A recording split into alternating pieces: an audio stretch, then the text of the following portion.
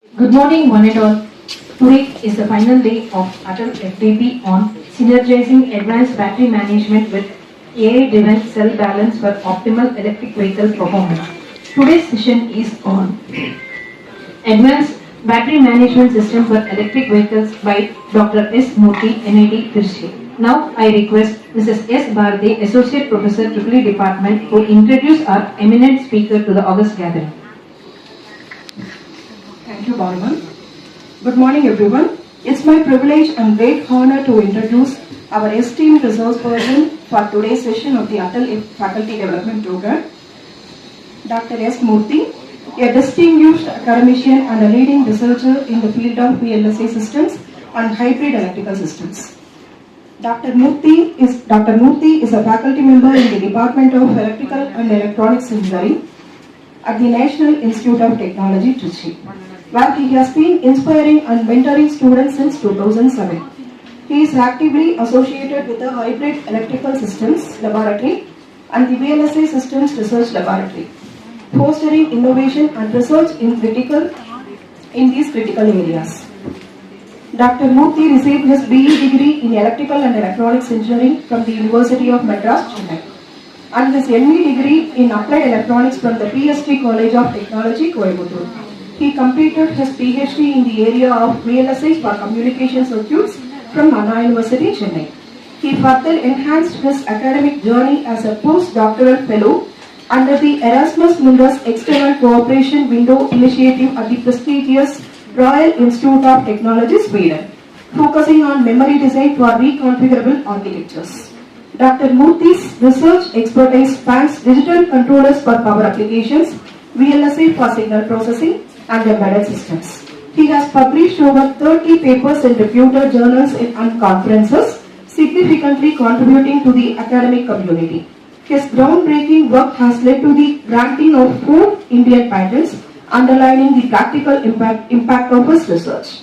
Today, we are privileged to have Dr. Murthy deliver a lecture on the topic of Advanced Battery Management System for Electric Vehicles. This lecture is set to delve into cutting-edge innovations in managing energy storage systems, ensuring efficiency, safety, and reliability, the key factors driving the future of electric vehicle technology.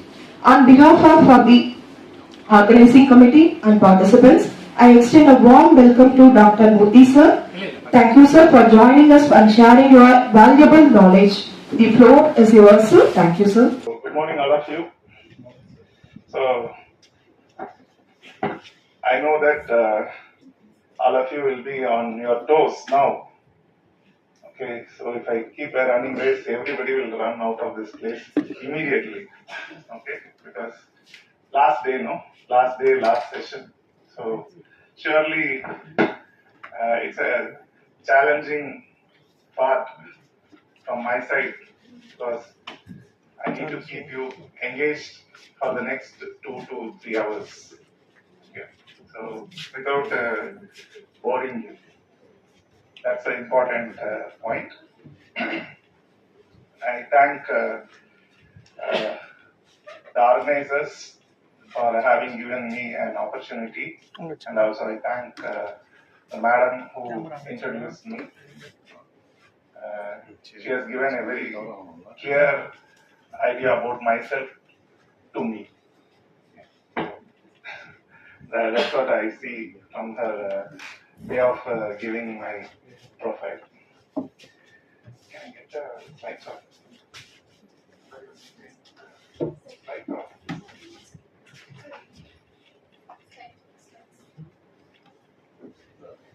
In the front இல்ல அது வரைக்கும் நானே பேசுறேன். See, what is the reason behind we talking about mobile phone evolution, then electric vehicles, and sophisticated communication technology? That is what I say, 4G, 5G, and so on. Okay. What is the reason behind it? Any idea? Why should you talk? In the very recent past only we started talking more about this. Why? What is the reason?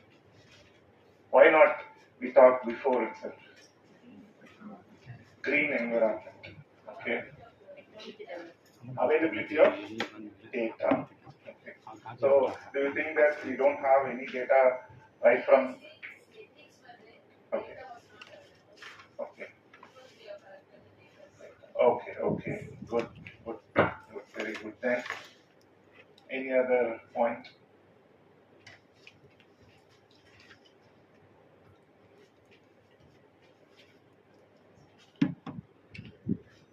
People migrated to different places. The communication is plays major role nowadays.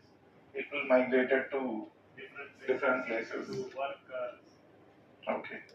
So how it was communicated before? Before through letters and through email. Do you think that these days the communication is very effective or the previous one? These days. These days. Okay, fine. Okay, fine. Taken. Point is well taken. Then Technology. technology. Okay. No, that's what. Why the technology should develop? What is the reason behind it? Why not we be in Stone Age? What is the problem? We call that as Stone Age. Why not we be in the same condition? Why should we develop something and we are improvising that and now today battery management system itself is an advanced technology. In that advanced battery management system, okay, right? Yes, I was about to say something. Sophisticated environment. Very good. Okay. Now, what is the reason behind it? I'm saying, I'm asking you, something should be a reason behind it, right? So, first, if you take steam engines were in evolution. Okay, so they operated the steam engines with the help of water, right? So, steam engines and mechanical components came into effect. Mechanical components came into effect, and slowly it got into the electrification. So you know that if you talk to your parents or any elders, they'll say in our village or in our town there was no electricity. Electricity came in so and so year. Okay. So they started producing electricity, and after that they made electrical components available. See, electricity they produced, they gave only to a certain places. Okay. For other places, no electricity. Villages and towns, they didn't have any electricity at all. Slowly they pushed it to that. For pushing it or elongating it, they need electrical components. So mass production is required, right? So they did mass production of electrical and mechanical components. Then, after giving power to all the places, towns, villages, etc., they wanted that to get automized. Okay, so they want electronic components to come into picture. So they want electronic gadgets to come into effect for automizing the electrical components. Okay, not only electrical, any even mechanical components or anything to be controlled. Okay, so to control the electrical components, they want electronics and automation. So electronics and automation came in. Slides are very basic. Okay, so okay, so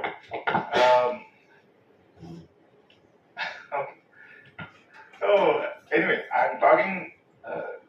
You can go to the same slide. Yeah.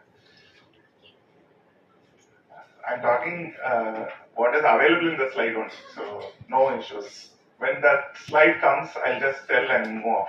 Okay. So once they developed the electronic gadgets and components, they wanted it to get automized. Okay. I think most of you, I know few are in my age group. I think most of you would be in my age group. So you would have seen that the development of electronic components, we all would have witnessed it when we were in schools. we would have seen only few uh, components, few electronic components were seen, right? So in 1990s, if I take, okay, 1990s, no big electronic gadgets were there.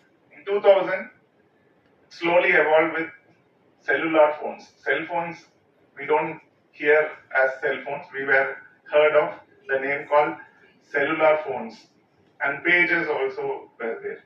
Okay, pages. So if you are so young, then you might have not even known pages. Okay, if somebody is there in your 20s or late 20s, you might not even seen pages. Okay, so pages were there to send messages. And cellular phones, can you say what is the cost of a call for a minute in cellular phones? And on those days, huh? Yes, then you are my age group. Okay. 2004, right? Oh. That's what 2000, 2001 to 4, as he says. It was around 8 to 10 rupees. 1 minute call cost was 8 to 10 rupees. Now, just think, what made it to what made the service providers to make it free? It's not free anyway. Some indirect way of getting the money is there. But what made them to make it free? Okay, you have to think about that. Right? Similarly, the cellular phones came in. When it came, it was like a brick. Okay, people used to. Thanks.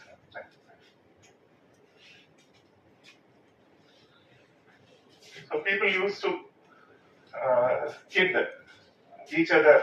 If they have a cell phone, he's having a brick.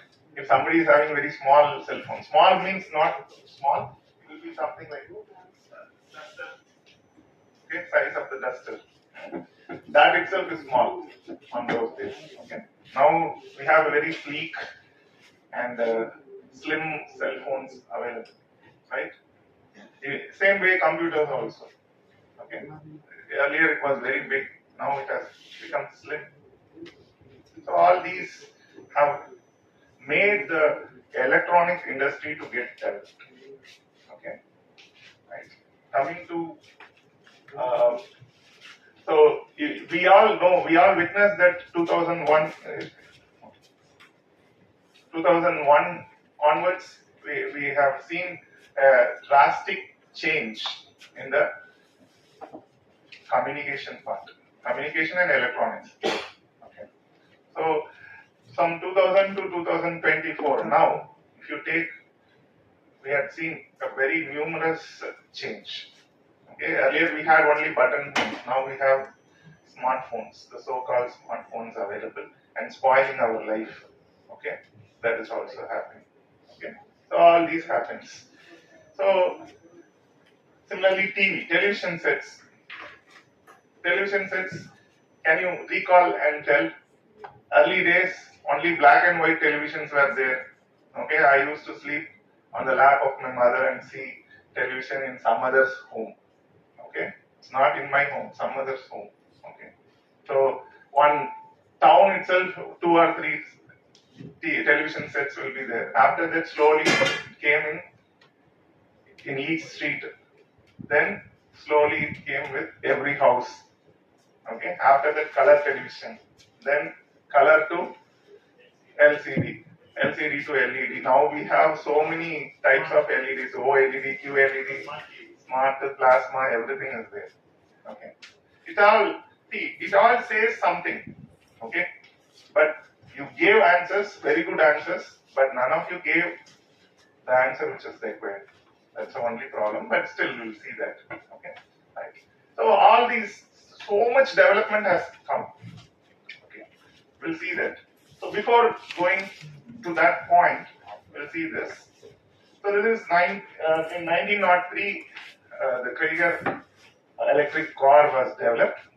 So electric vehicles. Now we can't comment on electric vehicles when it came.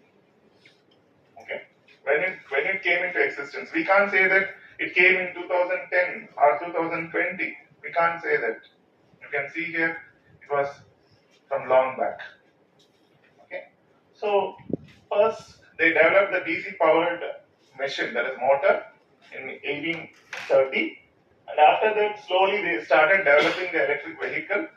When they started developing the electric vehicle, they found that there is a lag in it. That is, there were no rechargeable electric cells. Okay, batteries were not available. So once they started developing the batteries, they again see the viability of electric vehicles. So in 1865, they invented the storage battery. So after that only, they wanted the electric vehicle to come into existence. So before that itself it was there, but still when we went into the history, it is the case, and in 1903 they created the electric car. Okay, so this was working as a hybrid vehicle. So hybrid, now we are talking about hybrid electric vehicle, it came long back. So it's a gasoline versus a battery pack. Okay. So it is again called as a zero tailpipe emission vehicles because no exhausting of any kind of gases. So that it's a pollution free, and the moving parts also fewer moving parts, and the maintenance is very good.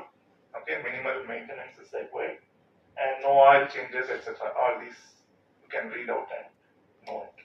So these are some idea about the electric vehicle, but still they found that the storage battery is not so good.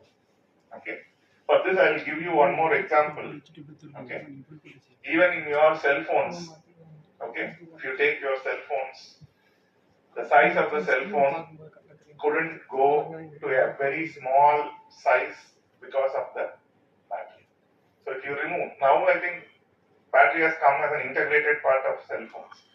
When the ages where we remove the battery from the cell phone, if you remove the battery and see the weight of the electronic gadget, it will be very less. The battery would be more. The weight of your battery will be more, because you can't reduce the size of the battery in a overnight. But electronic circuits can be made to get reduced very fast compared to battery. So now if I reduce the size of the battery like electronic circuits, then the amount of charge it can store also will get reduced. This and all, I think previously for 1 week you would have heard all these, right? So that is a very good limitation of my batteries. So now coming to the part. So whatever I talked in the beginning is coming in this.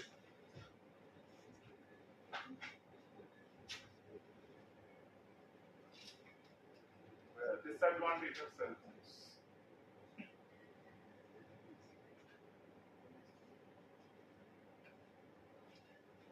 Whenever we are engaged, they will also try to engage us.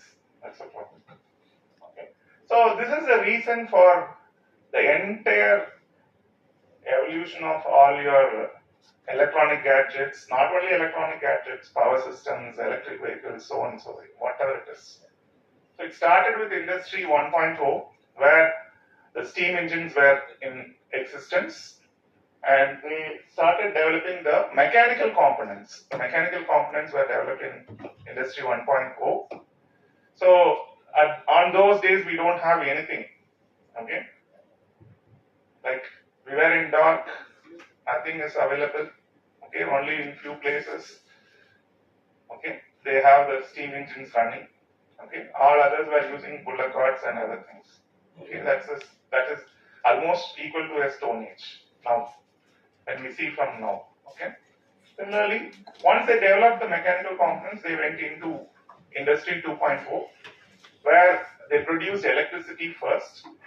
And once they produced electricity and once they powered the town or a city, they found that it is quite good now, even in nights.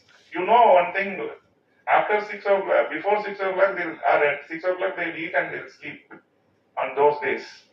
Okay.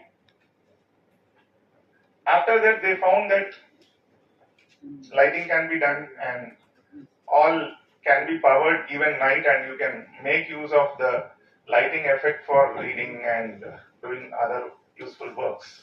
Okay, that industry 2.0. Once they found that they want to power to all the areas, so they want a mass production. So the mass production is also done in industry 2.0.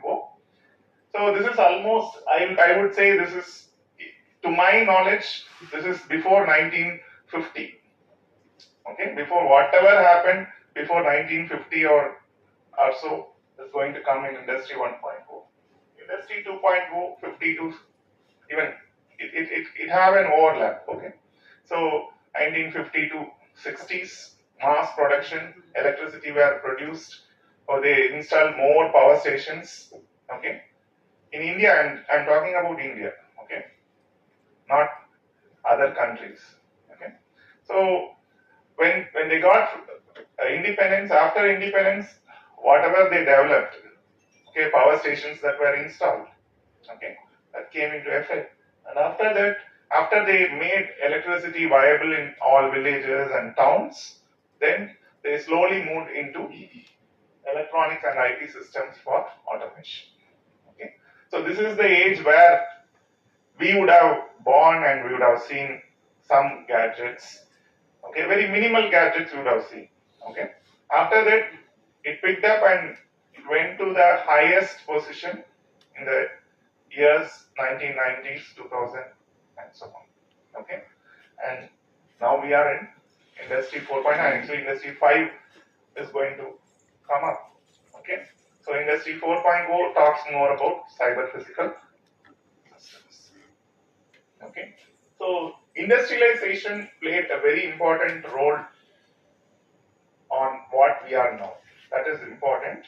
Okay, so the electric vehicles came up, the communication technologies have got developed. All these happened because of industrialization, and they made use of the components that were developed in industry 1, 2, 3, and they tried using it in 4.0, and they made the cyber physical systems. So there's all definitions and other things which you can see.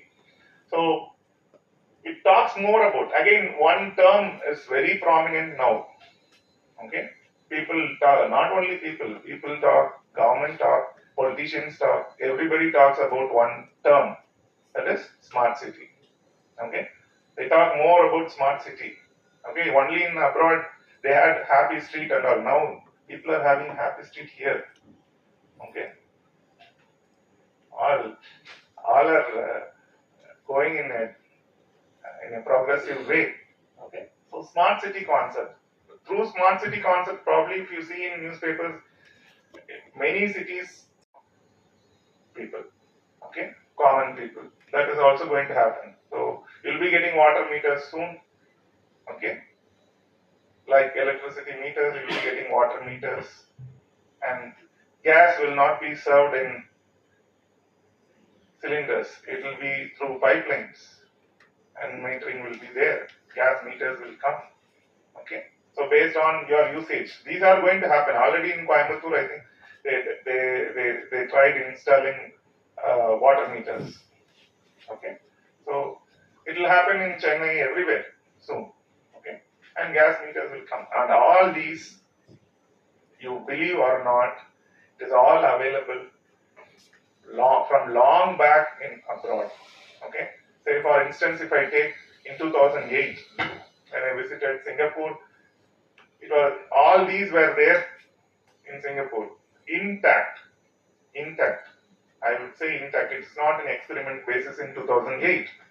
Okay, so when I landed and when I was moving to the accommodation, that driver was saying he was going in different routes, leaving the main roads.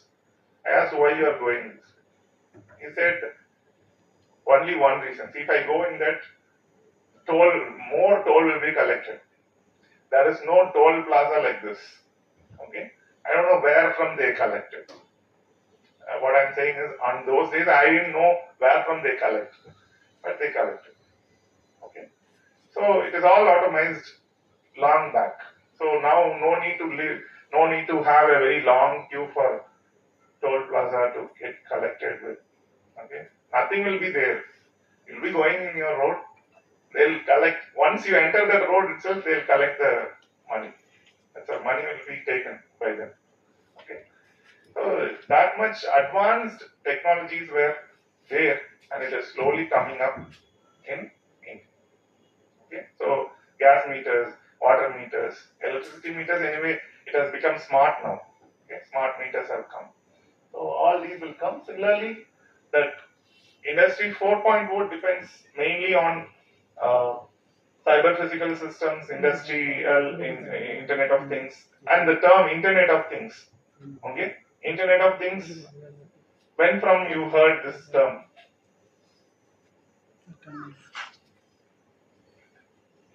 10 years back. Good. 2014 or 15. From then on, people started talking about Internet of Things. What is it? Old wine in new bottle. Nothing. Okay. People were using sensors. People are using electronic interfaces, that is embedded systems. Okay, people were using communication techniques like internets or anything. Already they used for automation. One fine morning they said a term called Internet of Things, and they say that this is Internet of Things. Okay, nothing more. Okay, right. Then smart manufacturing and smart factory. So these are the Industry 4.0 laid down challenges and opportunities. So whatever now the terms which you are hearing these days are put up here. Okay, one is big data analytics. Probably you would have heard many times. 3D printing, you would have heard many times. Right? What else? Mobile devices, cloud computing, and so on. So all these came into picture because of Industry 4.0. So one among it is your automation in electric vehicles, say battery management system. Okay, we'll see that. So cyber physical systems. Why? See, don't think that why this fellow is talking this. Okay, it is going to be used in your, anyway it's going to be part of your BMS. Okay, so if you see here, a cyber physical system depends on 3 C's. One is called computation, then control and communication.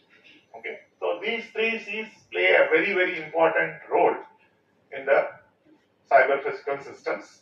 So first thing is computation. Once you send some values, okay, once you sense some values, those values need to be computed. Okay, so how will you sense the values? How will you sense the values? Sensors will be used. See, one thing you keep in mind now itself, I will not ask any tough questions because I also don't know answers for tough questions. I'll ask only simple questions. Okay? I'll tell my own students in my classes, don't think more. Okay? If you think more complexly, you won't get the answers. You should think that it is simple and you need to persuade it. Surely you'll get answers. So computation, sensors will be used for sensing the values, and that will be fed to the controller, okay, a processor or a controller. So when I give that to a controller or a processor, to give that we need some kind of data converters. Okay, a data conversion unit is required. So data converters will be used, ADCs will be used to convert to digital, and it will be given to the processor.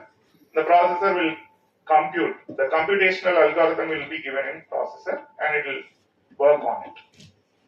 Okay, so the computation is done. Okay, now if the sensed values are alarming, okay, if the sensed values are alarming, then it has to be controlled with the help of certain parameters. So the control signals will be generated from the processor and it will be given.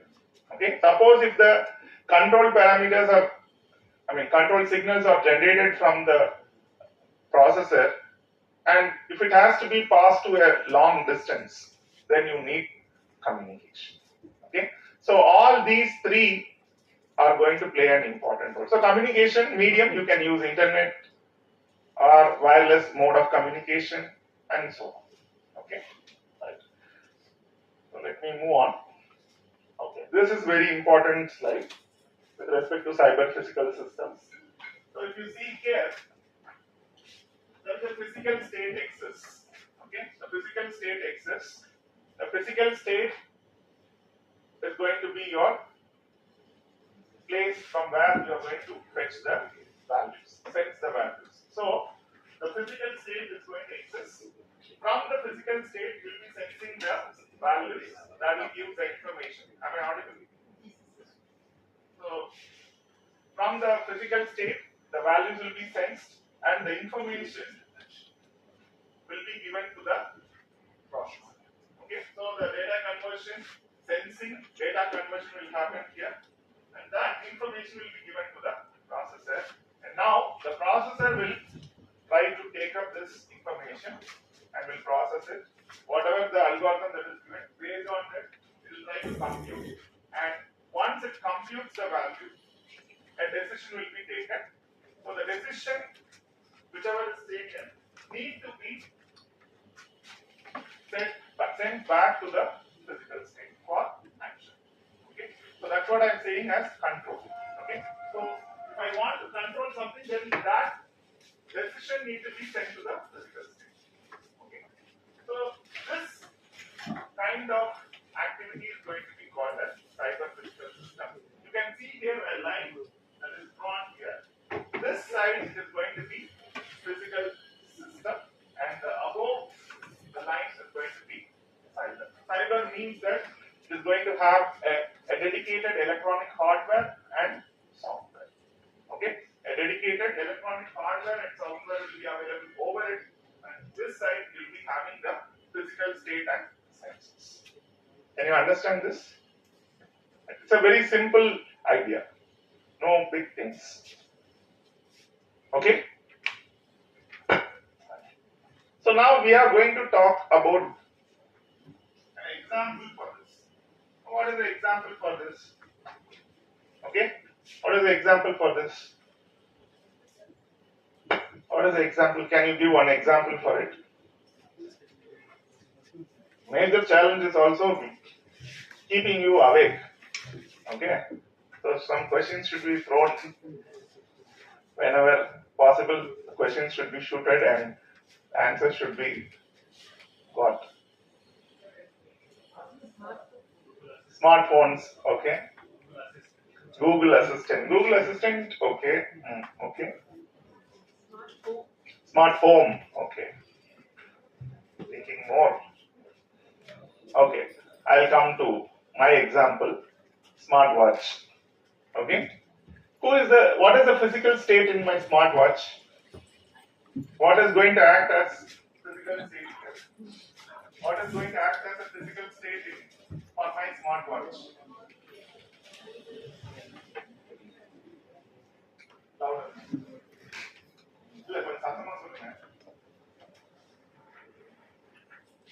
What is going to act? See, why this question is, I think few or most of you might be wearing smartwatch. Okay, so for you, this question. Those who are seeing the smartwatch, for you also this same question. Okay, what is the physical state for my smartwatch? Switch on. Which is going to act as physical state for my smartwatch.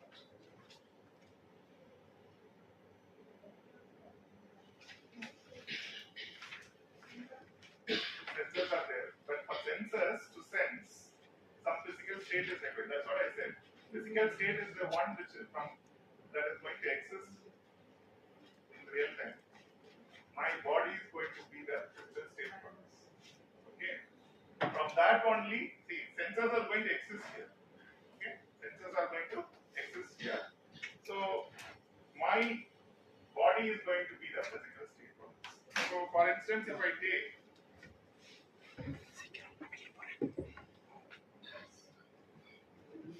you can see here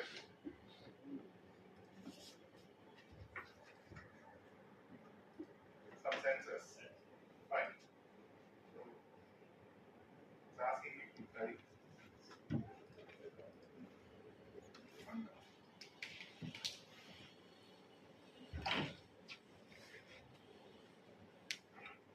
You can see here. Some linking will be there. If you have, you can see it.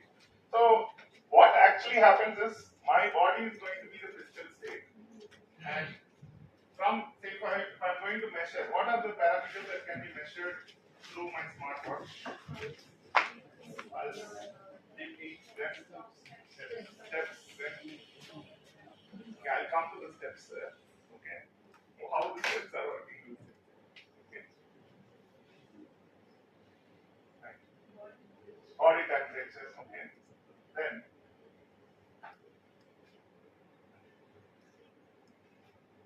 heartbeat. Okay, I have many stories, interesting stories for heartbeat. Anyway, okay, with respect to this heartbeat, you can measure. Then pulse rate, somebody said pulse rate. Then stress. Okay, stress can be measured. Okay, and so on. SpO2, I think SpO2 is your pulse oximeter measurement you can do, right? So all these can be done. So for all these, my body is going to be the physical state. So those sensors which are available below this, just now I shown, right? Those going to sense and give it to my processor or a controller. Okay? So it is going to continuously sense that physical state and give it to the controller or processor. And now my processor will try to take these inputs, process it, do some computation, and get the values. Okay, what is the average heartbeat rate of a human being? 72 beats per minute. Okay, many of you have studied in your, I also studied. Okay, so 72 beats per minute. So it will show me some value. Okay, it will show me some value. Okay, so the computation is done inside the processor. Okay, so we are taking the heartbeat rate from the body taken by sensors, and it is converted into digital and it is sent to the controller. And now the controller computes the value, the computation is done, and it is being displayed in such a way that how the human being can understand. If it suppose if it exhibits or if it displays the values of ones and zeros, will we be able to understand anything? No. So it will actually do the computation with ones and zeros, but the display will try to show you in terms of heartbeat rate per minute. So 82 beats per minute, 72 beats per minute, or 65 beats per minute, like that it will. So that is going to come back to the physical state. Who is physical state now? That is me. Okay. So I'll be seeing through my eyes and I'll take up the values. Okay. I'll say one more example, stress. Suppose if it is sensed from the physical state, that is human being, and it is computed, and now decision is taken that stress is very high. Okay, very, very high. Okay, you need to contact doctor, then it will bring, right? So that is going to be the action back to the. Okay, so the sensing part is from physical state, and action is also given back to the. Okay. I hope you understood. Suppose if the physical state is far away from the controller. Okay? In industries, the physical state will be somewhere. Okay? You can't keep the controller inside the boiler. Okay? The boiler is there. Okay? In a power station, say thermal power station, boiler is there. Boiler temperature need to be sensed. Can we keep the controller inside the boiler? Then that will also get boiled. Okay? Right? So you can't keep it. So it needs to be placed somewhere else. So if I am going to have a wired connection, okay, then the value will be sent and sent through an intranet to the controller. Okay. Suppose it is wireless, then I'll be using one mode of wireless technology and I'll use it. Okay? I hope you understood. Right? We'll move on. So the major components of electric vehicle coming into it, okay, most of them would have talked, okay, and my point of interest on electronic controller. So drivers will be there, auxiliary power supply, power converter. So we need to start from there, okay. So mechanical systems will be there, and that will be controlled with the help of an electrical machine, and this electrical machine will be powered with the help of a power converter. And this power converter will be driven by the driving unit, and these drivers are controlled with the help of electronics. So a simple electric vehicle components. So all these components are being controlled with the help of an electronic controller. Okay. Well, the hero will come a bit late. It's unlike the Tamil film where hero will be bouncing in the first song itself. Hero will come a bit late. Okay? Right. So the model of an electric vehicle controller. So you can see here they used DSP, digital signal processor. Okay. So for what are the purposes we need an electronic controller? That is significant, right? So for key access, accelerator, brake, then gear shift if it is available. Okay. This talks more about the hybrid part. So battery for battery management system, then for speed measurement and so on. Okay. So this was the usage of the controller in electric vehicle, and probably I don't have anything to talk about this. It's a vector control where we need an electronic controller. That's what I want to say. Okay. So for position and speed sensing, and also for say controlling the inverter, we might require the electronic gadget here. Similarly, EV driven by induction machine with vector control scheme. So for generating the SV PWM pulses, we might require a controller. And for measurement of say torque and speed, okay, we might require. Based on that, we'll be controlling the machine. So we might require here also an electronic controller, and a dedicated DSP based EV controller is shown here. So here it takes up all these orange lines are going to be my connections to the electronic controller unit. So when I take here, it is going to have the sensing of current, voltage, temperature, and after that we have speed and brake signals need to be sensed, and speed detection need to be done, protection circuits need to be controlled, and all the driver units, throttle control, etc. will be controlled with the help of an electronic unit. This is an algorithm which might be vaguely visible here, and even if it is visible, very few things can be understandable from this. So first thing is overcurrent protection and throttle change, battery voltage, whether it is abnormal or normal, we need to identify, and whether we are going to use it in different sets of modes, whether it's a forward status or reverse status, all these need to be sensed. So what is the interdisciplinary nature of hybrid electric vehicle? It has engine dynamic, vehicle dynamics, then vehicle design is required. All these comes under the mechanical engineering, and control and power management, power electronics and electrical machines come under EEE.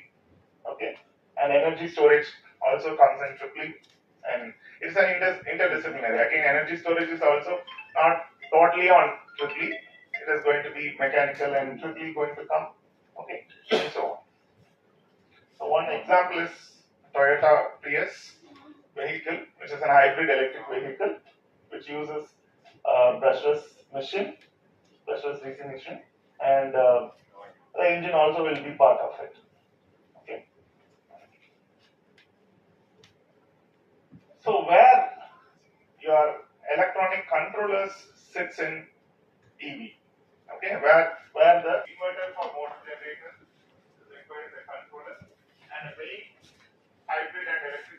unit requires an electronic control unit. And then you come with the battery management system. Battery management system also we need an electronic controller. And all orange lines says it's a communication protocol that is going to interconnect all the parts of this hybrid electric vehicle. So you can see here orange is indicated with CAN, link, FlexRay. So CAN, link and FlexRay are the communication protocols, and bottom one it is given as FPGA application. FPGA again it's an electronic component, electronic controller that is going to be used. Is that fine? So we might require some sets of co-processors, pre-processors, and controller units for this EV and hybrid electric vehicles. So as I said before, sensors will be there, then electronic control units will be there, and the other side drivers will be there.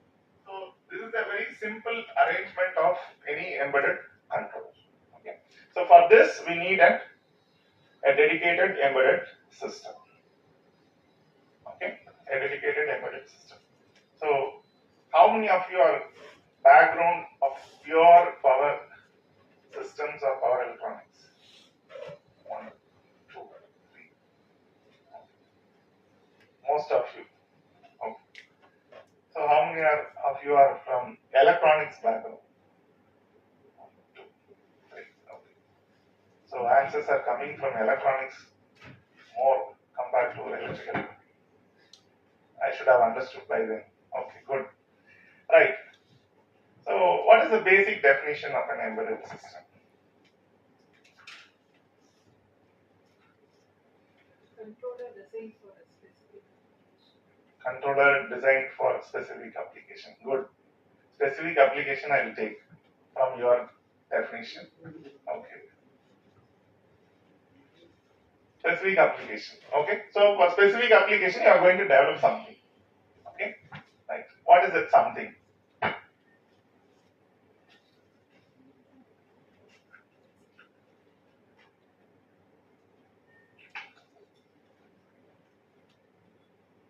What is that something?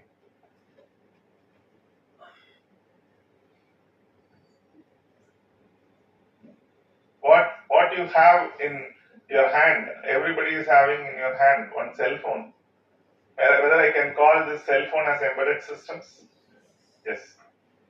So technically, what it has? Hardware and software. So you yourself gave the definition. So it's a combination of hardware and software which is developed for specific application. Okay, this is the definition, basic definition of an embedded system, which holds true now, even till now. Okay, it's a combination of hardware and software which is developed for specific application. So whatever we want, say for a smartwatch, if I want an embedded system, I will develop for this application. Similarly, for an air conditioning unit, I need a controller for air conditioning unit. I will develop my own embedded system. Whatever is developed for AC, that is air conditioners, I cannot make use in my smartwatch. Okay, the same hardware and software cannot be used for my smartwatch, because for that I might require very small software. Might be a big set of hardware is required, but here small hardware but little bit heavy software is required, because I need to load more number of applications, right? So each unit requires its own hardware and its own software which is developed for application. Okay, so if I go for my battery management system also, I might require a dedicated hardware and a software running over it for that particular application. And again, the level of incorporation of battery management system decides how much amount of hardware I want and how much amount of software I need. Okay, what is the level of intensity of my software required will be decided based on the type of incorporation of my BMS. Okay. So there are three key embedded system technologies that play an important role in the development of embedded systems. Okay. So in early days, we don't have much amount of software. Okay. No software was available. Only very what is that in your mind? What is the application software or language which comes into your mind when I say software? C. Very good. MS Office. A programming language. Okay, we'll go. So if I say software, then everybody will be saying different. Programming language. Basic. Very good. So basic, Fortran, these things, I think I'm recalling our own days. My classmates are here. So UG classmates are here. So we are now recalling our own days. We did programs in Fortran. We didn't even do it with C, I believe. Very mild C programming. So very, very less. C itself, I think C programming will be done by computer science students. Fortran will be done by Triple. Okay. So to that level, we are not grown up. No, we don't have brain, right? That much brain to work. Right. So that is the software. Now, what is the one which is heard very prominently? Python. Okay. So Python, I think after that Fortran, C, C++, Java, then Java. In Java itself, you have so many. Okay. And then Python has got evolved. Okay. And so many other software, I mean, languages are there, which we may not be knowing because we may not require, right? Okay. So for an embedded system also, we can make use of lightweight. They say that lightweight softwares. Okay. So the lightweight softwares will be used. Why the lightweight is? Because we need for a specific application. So we need not require the software, I mean the OS which is available in my desktop. Okay. I need a very lightweight OS. Okay. It's also called as tiny OS. Okay. The name itself is tiny OS. So tiny OS will have very, very less amount of shells. Okay. Only the kernel will be used in some cases. Okay. So it goes like this. So three technologies that affects. One is processor, IC, and design technology. We'll go one by one faster. Design technology. So design technology says something here.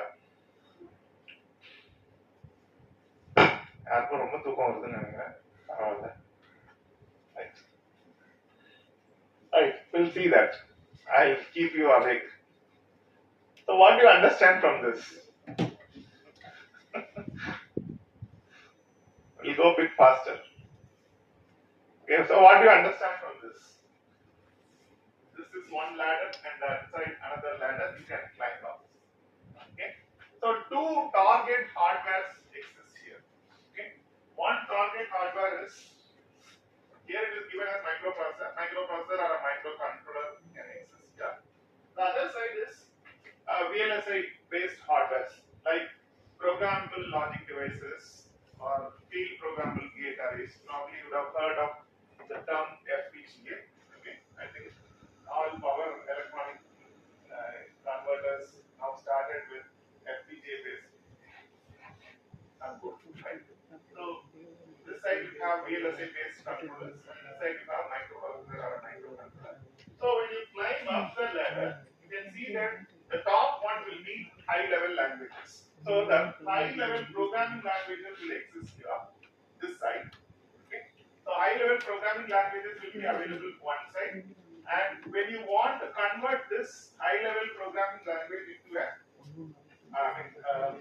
to implement in a hardware, you will be implementing with the help of, say, through a compiler, assembler, linker. It will be converted into machine level instructions. In that, machine level instructions will be used to control the microprocessor. Okay. So I use the term programming language. Okay. And sometime before only we discussed what are the different programming languages. So that side we have hardware description. Okay. Hardware description languages, which is in short called as HDL. Okay. So this hardware description languages, by its name itself says something. What is it? Hardware description language. Say, example பண்ணினாலே வந்து answer. A language which describes the hardware. So, a language which describes the hardware itself. So, it is not going to program the hardware. It is going to describe the hardware itself. So, which means that the program, the language with which you are going to write a program, that program will describe the hardware itself, and at the end, the hardware itself will be developed. So, what happens here is the hardware description language will be converted into a logical circuit, and that logical circuit will be implemented inside the programmable logic devices or so, with the help of available components in the field programmable gate array or programmable logic devices, this program will be converted into a hardware itself. Okay, very important term. Might be you can see that this is so simple, but it has so much meaning. So much meaning is available in it. Why? I talked about programming language this side. I said this side hardware description language. Now we need to know why people are going towards FPG. Okay. What is the reason behind it? First thing is here the target hardware differs because this side you have FPG and this side you have microprocessor or a microcontroller.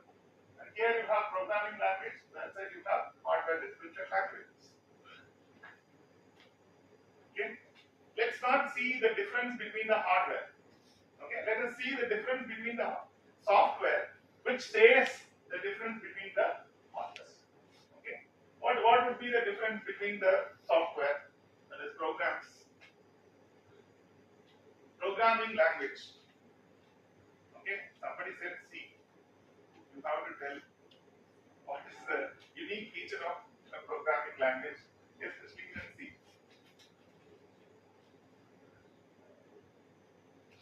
Programming language on one side. What is the unique feature of programming languages?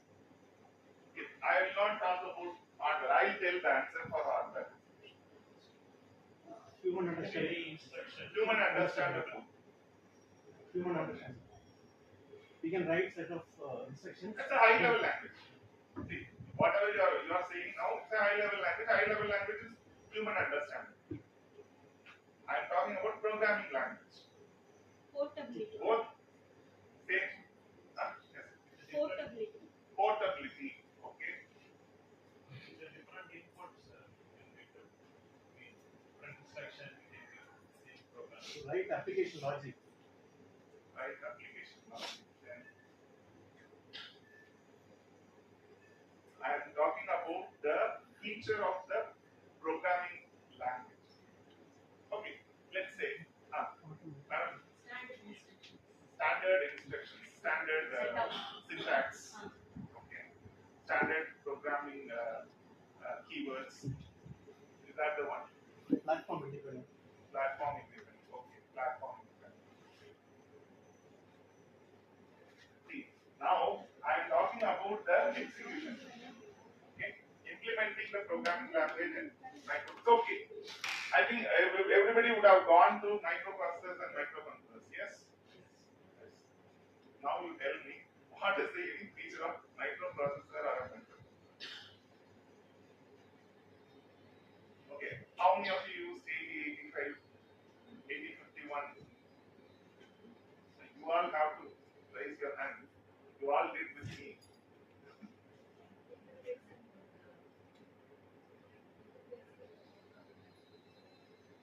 Yeah. What is the level of execution of my 8085 and 8051? How it is getting executed? Huh?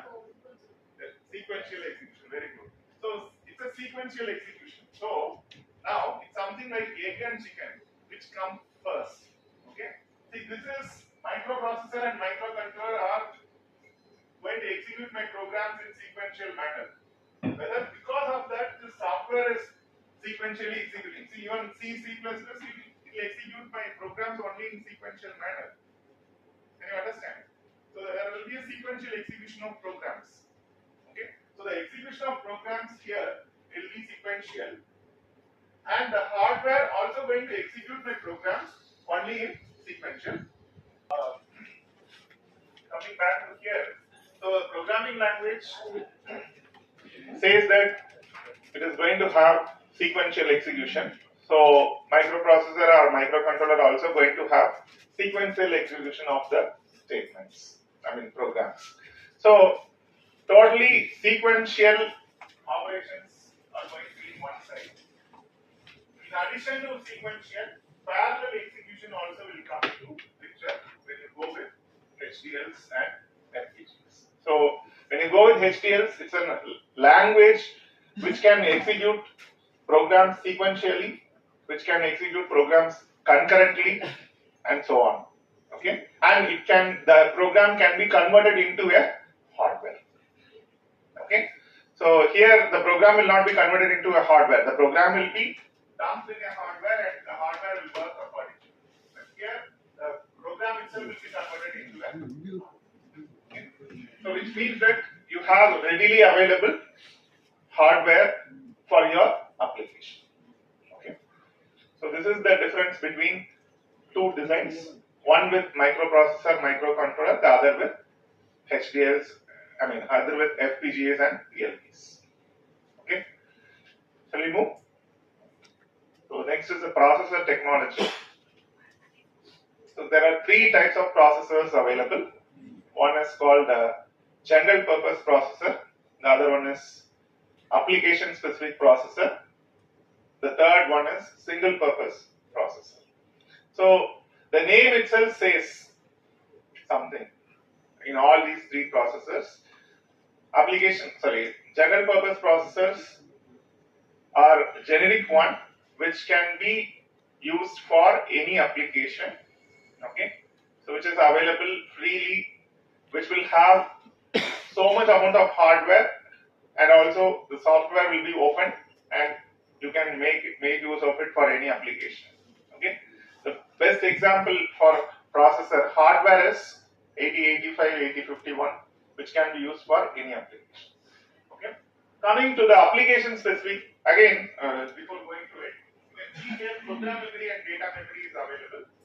Okay, along with the data path unit and controller unit. Okay, so the general purpose processor will have a good access, will make the users to access both program memory and data memory fully. Okay, except few points, few nodes where you can't access. Okay, when you go with application specific processors, you have similar to the general purpose processors, but here in application specific processors, the program memory will be sealed. So during fabrication, they'll seal the program memory and they'll load all the programs already and they'll keep it. Okay. And only the data memory will be accessed by that. Okay. So this is the application specific processors. Okay. The name itself says it will be used for specific application. So since it is used only for specific application, the programs related to that specific application will be loaded here during the fabrication itself, and it will be fabricated. Okay. Suppose I said this a controller for AC, then they load that kind of programs. If it's a processor for a smartwatch, they'll try to load those programs. Okay. A processor for your cell phones. Okay. What is a very popular processor that is used in cell phones?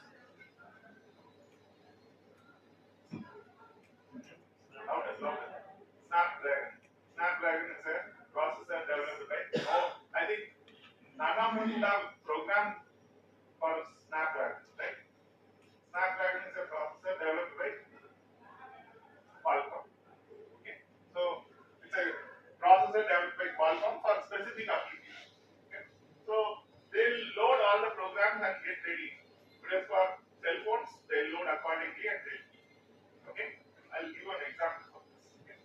Coming to the last one, single purpose processor. The name again, it says that single purpose. Okay, single purpose. So single purpose means only one program will be run by this process. So that program also will be loaded in the data memory itself. There won't be any program memory available. The data memory alone will be there. In the data memory, they'll load the programs and they'll run it. So the same program will be running repeatedly. Okay, that is your single purpose processor. So I said I will give an example for this.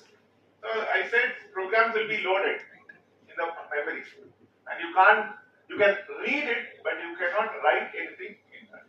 I mean, you cannot modify anything. Okay, so if you take cell phones again, the inbuilt ringtones are available. Is it possible to delete or modify your ringtones? Inbuilt ringtones? No. So you have a limited access. That is, only you can read it. But the ringtones which you create with the help of film songs or anything, it is edited, modified, deleted. Anything can be done. So that all will happen. So your program memory will hold the contents of your inbuilt ringtones. Only upon factory reset you can totally erase everything. Okay. Other than that, you cannot delete the ringtones which are available inbuilt in the mobile phones. Okay. That's the best example for this. So general purpose processor. All these are just individual explanation for all general purpose processors. Then single purpose processor. So your single purpose processor will be used as a co-processor or an accelerator or a peripheral unit. Okay. So probably you would have heard of a name called hardware accelerator. Okay, hardware accelerator is the one which is going to speed up the computation, speed up the processing of the data. Okay. So your single purpose processor will be used as a hardware accelerator, and there won't be any program memory. Only one program will be run at a particular point of time, and it will be repeated at all times. This is the application specific processor. It will have some special functions. It's the compromise between the general purpose and single purpose processor, because in general purpose, enormous amount of hardware will be there and loaded with a software, a generic software. But application specific processor will have limited hardware and a software will be running. Okay. So a car holds so many number of sensors, processors, controllers, and so on. Okay. Suppose if the size of the sensor is very big, size of the controller is very big, what will happen? Only sensors and controllers will travel in car. You need to stand out, right? So what comes here? Miniaturization of the sensors and ICs. So there comes your IC technology. So this IC technology plays very important role. Okay. So as I said before, cell phones were of this much size, brick size. Now you see the cell phones are very slim, sleek, okay, compact, less weighing. Okay, all these happens. So the IC technology plays very important role in our day-to-day life. Okay. Right. So what are the major things? Say when I say the cell phone is very sleek, slim, what happened? The area occupied by the circuit is, technically speaking, the area occupied by the circuit is less. Okay. Then what else we need to see? Power. It can be used, earlier days we used to charge the cell phone many times. Now we are charging not frequently. Okay, suppose if you are using the internet and other things very often, or it is still open, then you will be charging it again. Otherwise, you will be charging once in a day or more than that. Right? So the power consumed by the circuit is also going low. The performance has got increased, because earlier we used button phones, now we have smartphones. Right? So performance of the circuit is also going. any electronic component when you see, okay, any electronic controllers or components, three major things comes into picture. One is area, second is power, third one is performance. Okay, so area, power, and performance are major factors for any embedded controllers or embedded systems. Okay. So all these three can be achieved with the help of the IC technology, because once I start reducing the circuit size, okay, the size of the MOSFET is reduced. Okay, when I reduce the size of the MOSFET, we all know that the area occupied by the circuit is going to go low, right? When I reduce the size of the MOSFET, the power consumed by the MOSFET will also go low. Okay, the amount of supply voltage that is required to operate the MOSFET will go low. Okay, the operating voltage will go. Once the operating voltage goes low, okay, dynamic power dissipation. There is a term called dynamic power dissipation in this. The dynamic power dissipation depends on the voltage, square of voltage actually. Okay, C VDD square F. Okay, C is the capacitance, VDD square is the supply voltage, and F is the frequency of voltage. So now VDD square, now if I reduce from 5 volt to 3.3 volt, 1.7 volt is getting reduced. I mean 1.7 square is getting reduced. Okay, so the power consumption will go. So now if the power consumption is going low, I can increase the frequency of voltage. See, like that only they started. There is a trade-off between VDD, F, and C. C is not a big So, but the physical VDD state square is going to and F exist. plays a- From the physical state, we'll be sensing the I hope you values understand. that will give the information. Am I audible? So coming to this, So, from the physical state, the values will be I sensed myself have and given- information okay, the will be given to the microcontroller unit which occupies so the data 0 conversion, PCB. sensing, data conversion will happen. In our days, That in lab, we would have information will be used given to the microprocessor and microcontroller Now, 80, the 85, 80, processor will 51. What was the size of this? information Different size. and will process it.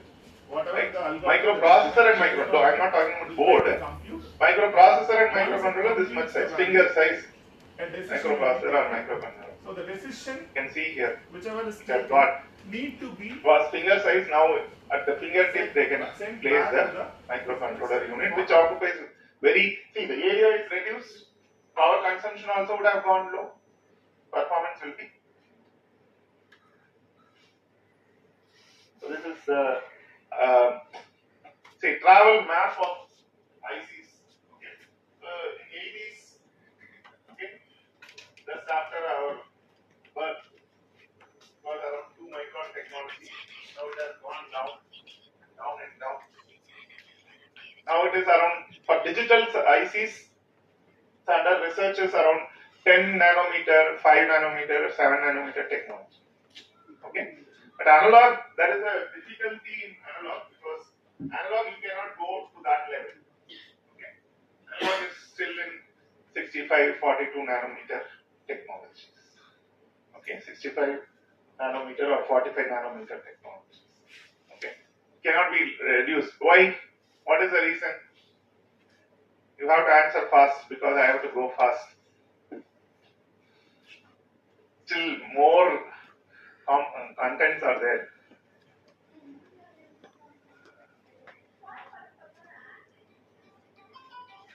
The regions of operation. You might have heard of regions of operation of devices. Okay, MOSFETs. Okay, MOSFET region of operation. 3 regions of operation are there: cutoff, linear, and saturation. Okay, for your digital ICs, it will operate only in 2 regions of operation. Okay, either on or off. Okay, but for analog, it need to work in all the 3 regions of operation. So, for operating in all 3 regions of operation, I need a spacing between the source and drain. Then only you can operate it in the 3rd region also. Okay, can you understand? So, if I want to operate my MOSFET in all 3 regions of operation, then source and drain should have some spacing. And this talks about this talks about the spacing between the source and drain. Actually, the length of the channel is long. It is given as 2 micron, 0.5 micron, 180 nanometer, and so on. Okay. So the distance between source and drain is going to be your channel, and the length of the channel is given as the technology. Okay. Is it clear? So I need to have at least some spacing to operate my MOSFET in all three regions of off. Okay. Either on or off, I can do it even very nearby. But if I want to operate it in the in between region, then I need some space. So that's why they couldn't reduce it below a level of say 65 or 45 nanometer. Still 45 nanometer and all itself is in research only for analog operations. Okay, right.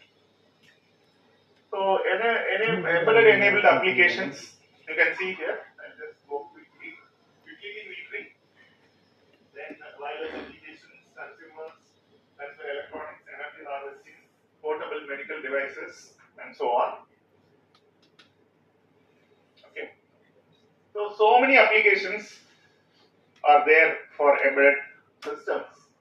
In that, mainly we will be concentrating on utility metering because we are more towards it. Similarly, we are more towards energy harvesting. Right? We means we all, not me alone. Okay? Right? Similarly, we will be working on sensors and portable medical devices. Okay. So where comes my embedded systems? Okay. This side, robust power system exists. That side, we have sophisticated communication technology. There are 2G, 3G, 4G, 5G, everything has come. Okay. So your embedded system is as an interface between this sophisticated communication technology and robust power systems. So it is going to interface these two. Okay. So it's a task. Is this PDF or PPT which you opened? PDF. PPT. Everything is fine. No issues. So from your perspective, only Okay. About PPT, PDF. ரெண்டுமே இருந்தது. Fine. No issues. Revealing answer is not a big deal. The task, you can see what for this can be used. Okay. So the level of development I will tell you. Okay. This CC3200 is a TI based controller. Okay. Which holds both wireless communication node and a controller. Okay. Before this, there was a CC2500 and one wireless communication node. Okay. Sorry, MSP430 and CC2500. CC2500 is the wireless communication node. MSP430 probably you would have heard. MSP430 is a microcontroller that was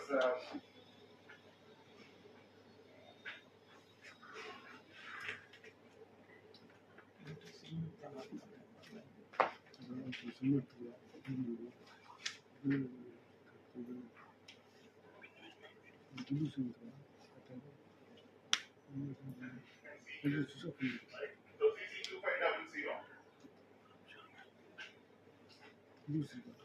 and MSP430 they were separated in early stage, and after that they developed a single controller which holds both the control unit and also the communication unit, and they made this as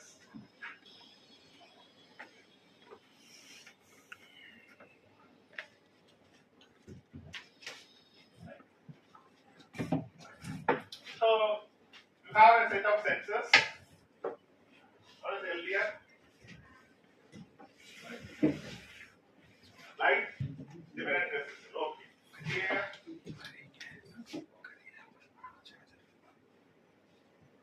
Here. Okay. Pyroelectric infrared sensor. Okay. So pyroelectric infrared sensor is a human detector. Okay.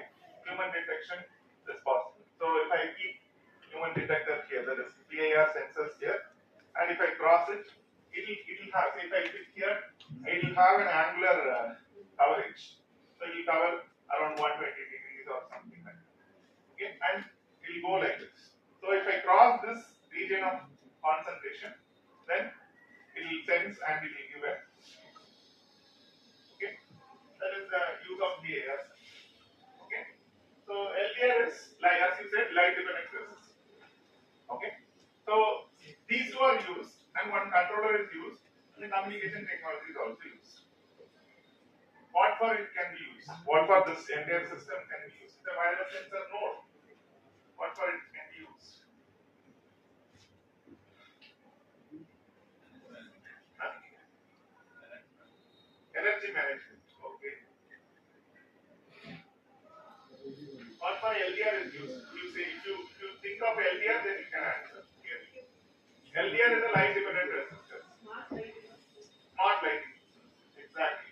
Smart lighting system. Say external lighting is there. Now they have put all what is that? Screens, and they have covered it. Suppose if no screens are there, probably the external lighting is more. If the external lighting is very high, then internally we may not require this much intensity of light. So the intensity of the light can be. Okay. So based on the external lighting, the internal lighting will be changed during working hours. Okay. That is, for that LDR will be used. So what is our working hours? From 9 to 5. So based on the external lighting, this processor or controller will try to take up the timing from 9 to 5 as a working time. From 9 to 5, please listen, from 9 to 5, only this LDR sensors value will be taken, and it will be taken as an active one. 5 p.m. to the next day 9 a.m., PAR sensor will. Okay. After 5 p.m., nobody will be available here. So if it is an office room, somebody else who is very interested to work after 5 p.m., one will be working here, one will be working here, somebody will be. So only 3 will be there, and all these lights need not glow, right? So they will switch off all the lights. So this sensing node will be placed everywhere, and the PAR sensor will try to identify the existence of human. Based on the existence of human, the sensor will see this is going to be active. This is for 9 to 5, 9 a.m. to 5 p.m. This is for 5 p.m. to the next day 9 a.m. So the values of this sensor will be taken as a valid one for the controller, and it will try to switch on the lights based on the human available. So if the human being is available here, if a man is working here, then only this light will be glowing. And as he walks, okay, if he walks through this corridor, when he walks through the corridor, the lights will be switched on, and after a delay, the lights will be switched off continuously if the PAR sensor doesn't get any input. Okay, so this I had seen long back in 2010 when I was. We all know that Indians are very smart and they'll be working on Saturdays, Sundays, every time. In Sweden, when I was in 2010, myself and my friend who is working in MIT here, Anna University, okay, we used to go even on Saturdays. Nobody will be there in the lab. We used to fear. So once we open the door, one light will switch on. As we walk through the corridor, lights will be on and on. And once we walk for a distance, the delay will be calculated and the lights will get switched off continuously. So first day when we entered, all the lights were off. We don't know where to switch on.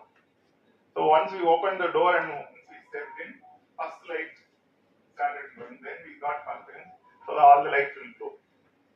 Okay. So to that level, the automation has gone in other countries long back. So we are yet to get it. Okay. Right. So this is given to give an example, the versatility of FPGA. Okay. Just to show one electronic controller how it can be worked on. Okay. So I'll directly go to the circuit. converter unit. So this is made as a single stage converter. Okay. And this is the circuit.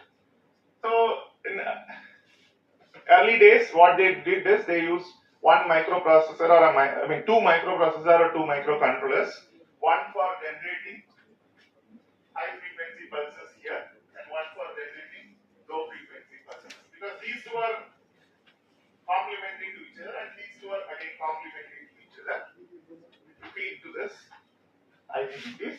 So now we made use of one FPGA, one electronic controller, to generate both low frequency pulses and also the high frequency pulses. So one should generate high frequency pulse, other should generate low frequency pulse simultaneously. Okay, a simultaneous generation of low and high frequency pulses need to be generated by single controller. Okay, for that I think you can't use a microprocessor or a microcontroller. Okay, now we have used FPGAs here, and I'll just skip these things because it's all the waveforms are generated from embedded controller available in FPGA itself, and this portion is developed with the help of hardware description language, the comparator portion. And this is the so the generation of switching pulses you can see here. These two are low frequency pulses which are complementary to each other, and these two are high frequency pulses which are generated, which are again complementary to each other. So this is the setup. Okay. The use of this is now the number of controllers have got. Okay. So what are the intended operations? Say I need the power factor to be unique. Okay. This is a question for you. So what are the requirements of a controller for BMS and electric vehicle applications?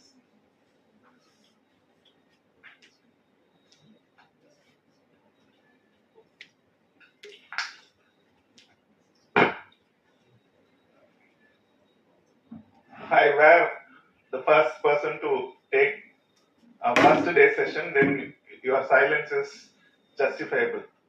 I am the last, so your silence is not justified. Controller கிட்ட இருந்து நீங்க என்ன எதிர்பார்க்குறீங்க? ஏன்ட்ட இருந்து என்ன எதிர்பார்க்குறீங்கன்னு இல்ல, controller இருந்து என்ன எதிர்பார்க்குறீங்க? Okay, over current, over voltage, temperature, thermal runaway. நிறைய படிச்சீங்கன்னு நினைக்கிறேன். Very good, very good. Cell balance, very good, very good. Excellent. SOC, SOH, அப்புறம் battery health. அதான் SOH, அப்புறம் அதான பேர்? Okay okay. அப்புறம் எது வரைக்கும் போறேன்னு பாக்குறேன் நானும். Safety of the entire system, very good. Okay, நிறைய சொல்லிட்டீங்க, அப்ப நிறைய கேள்வி கேட்கணும்னு நினைக்கிறேன். Okay, all these are required. Okay, so for this we might require some set of controllers and processors, FPGAs or electronic units required. Okay, we'll see one by one. So the evolution of battery management system. Okay, probably you would have heard from many. I don't know whether you heard or not. No management system was there. Then simple management system came up. Then advanced management system is in process, and next generation management is in future. Okay, so no management is nothing done. Battery will be connected. You will just check the threshold protection alone, and you will just proceed with this. No management. Simple management is sensing the electrical parameters. Okay, electrical parameters alone, voltage, current. Okay, charge control, discharge control, only with that. Simple management. Advanced management. I think many of you told good answers. Okay, temperature. Okay, Okay, temperature, thermal runaway. Then SOC, SOH you said. What is SOP? SOP? State of power. Then SOE. SOE. State of energy. Okay. SOS.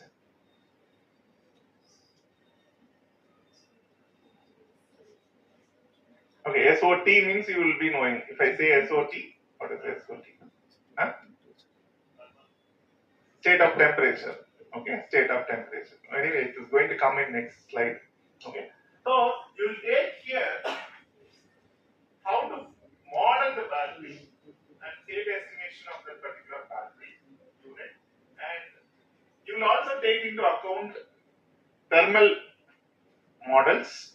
You will also take into account aging effect. Aging is very, very important with respect to battery. Why? Why aging is important with respect to battery? Have anyone talked about aging before? Yes. Self-discharge.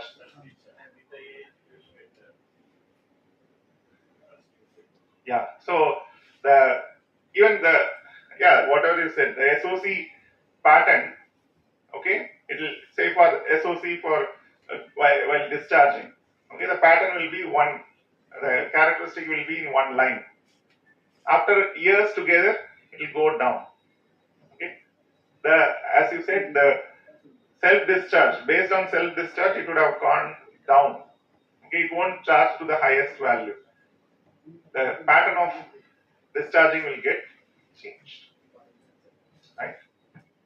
Okay. SOT is state of temperature. Okay. SOS I didn't tell. Anyway, it is going to come. Right? So these are certain things which they do in advanced management. In next generation management, they put one more term which is prominent now. What is it? Smart sensing.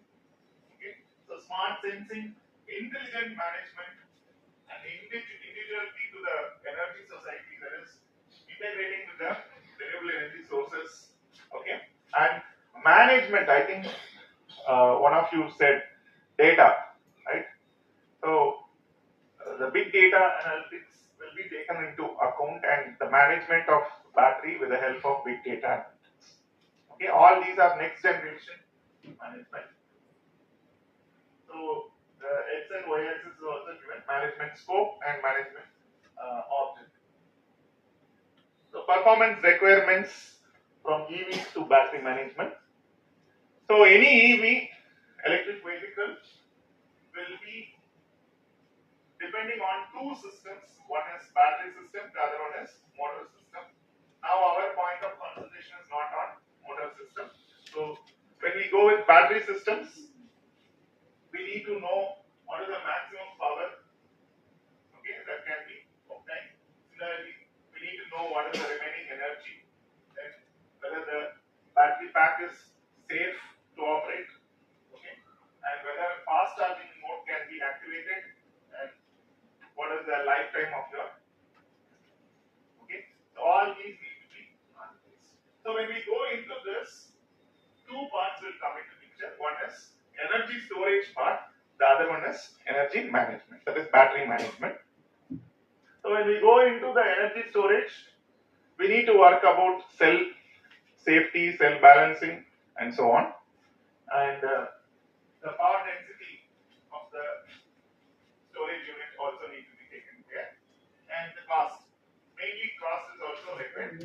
Beyond it, we also need to see, okay, we also need to see the bulkiness of the device. Okay.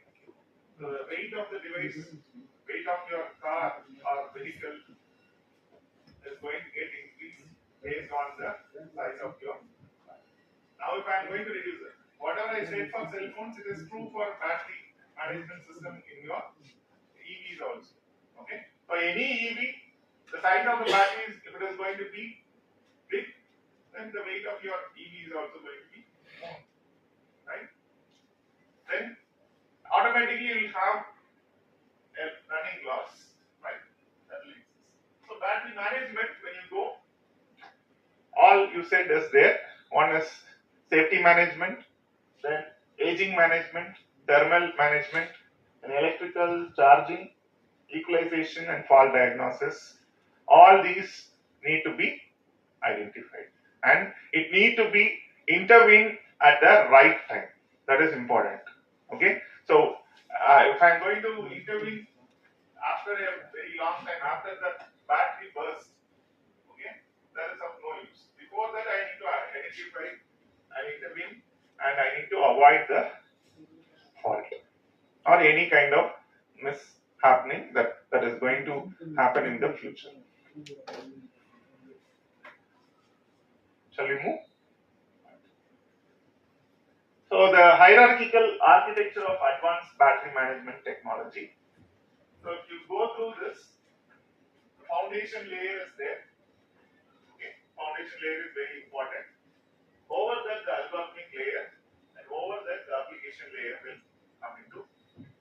So when you see the foundation layer, the data acquisition systems, the sensors will come into picture. Okay, and the data processing and the mechanism and simulation is also coming into picture. So for this, we need system design, system verification, and the standards that need to be followed. Okay. So once I say standards, what is coming into your mind? SOS. No. SOS will be here. State estimation. Now one called SOS. So it's coming. Let us see here.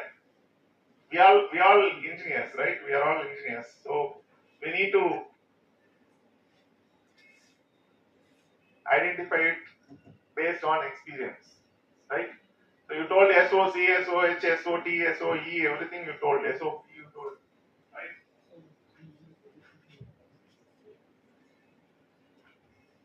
Very easy only, you told already. Operating system. Huh? Solunga. State of census illa. You told that name, but only the term you may not be knowing. I'll tell you. You want to say? Standard operating system. No. State of safety. It's a very simple one. That's what I said. Safety you told already. So this is called state of safety. Okay. So joint estimation is required here. Okay. So before going that, I think I asked one more question. Standards. So when I say standards, what is that coming into your mind? Which standard coming into your mind? IEEE standard. Very good. Excellent. What else is coming? When I say excellent, then next question will come. Okay. When I say okay, also next question will come. Okay. Huh? Yes. IEC.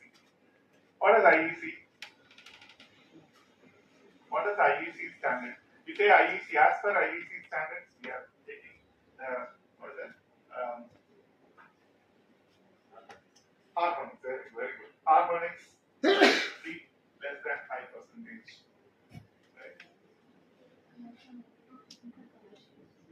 International Electrotechnical, so IEC standard. So we say that IEC, for whatever say the standardization is required, we refer to IEC. Similarly, ISO. What is ISO? There are ISO certified institutions or something like that. The ISO India and the other one. International Organization of Standards. Okay. So it goes on the other way. Okay. Right. Okay. So it can be known at any time. That's not a problem. Okay. So when we go with foundation layer, we do refer to standards. We do the system verification and system design. System design is done. The system verification is done. Then we go with verification with the standards. That is matching the standards. Okay. Right. This is in the foundation layer, which we need very badly. Then comes the algorithmic layer. Many of us will be working on algorithmic layer, where the battery modeling. Okay, the battery modeling will be done. Battery modeling, one is electrical model.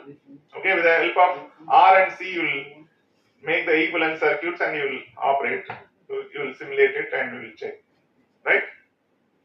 That is done. Electrical model. Thermal model. Thermal model. Thermal model. What it depends on? Thermal model. Resistance, then current, then thermal. அப்புறம் resistance current சொல்லிட்டு இருக்கீங்க. Temperature is important, right? Thermal, temperature. So how the temperature should be? If the temperature should be high or temperature should be low or 55 degrees Celsius. So how will you maintain it? அது high போனா low போகுது என்ன பண்ணுவீங்க? You have to heat. So the temperature should be maintained. It is not like only it will go high, it can go even low. So the thermal model says that what is the condition for which the battery temperature need to be maintained constant.